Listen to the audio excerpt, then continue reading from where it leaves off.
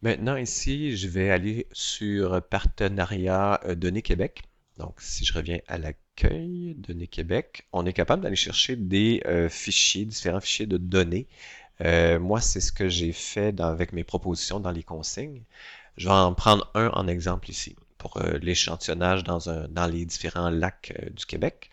Je pourrais y aller comme ça, environnement par exemple, et aller fouiller là-dedans. Donc, aller trouver tout ce qui est CSV ici. Donc, si je veux, je peux filtrer aussi CSV, comme ceci. Moi, je vous ai offert quand même des liens directs, mais admettons que je recherche un des exemples que vous avez déjà le lien.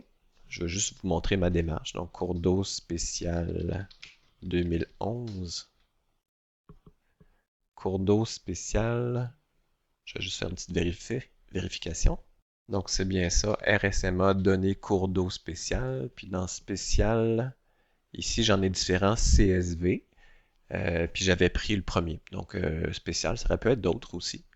Euh, voilà. Donc, si je clique dessus, je peux l'exporter. Mais je peux tout de suite regarder à l'intérieur c'est quoi ce qui est possible d'exploiter.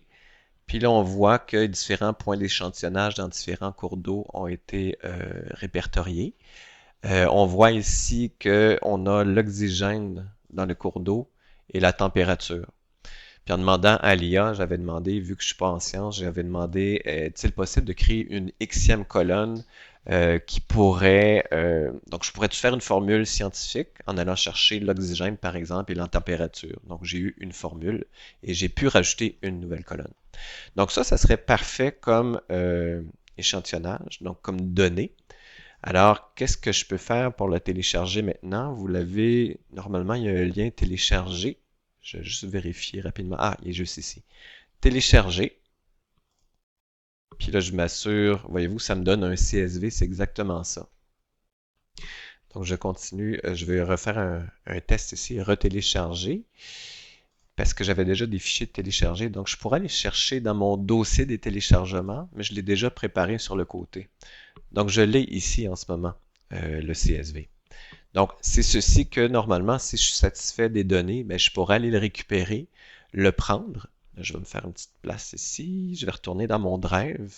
Dans mon Drive, si je double-clique sur Data pour ouvrir mon dossier, mettons que je suis certain de mes données, mais je pourrais dire, tiens, je vais glisser ça ici. Dans votre travail, vous allez avoir plusieurs CSV à manipuler, donc au moins un par coéquipier.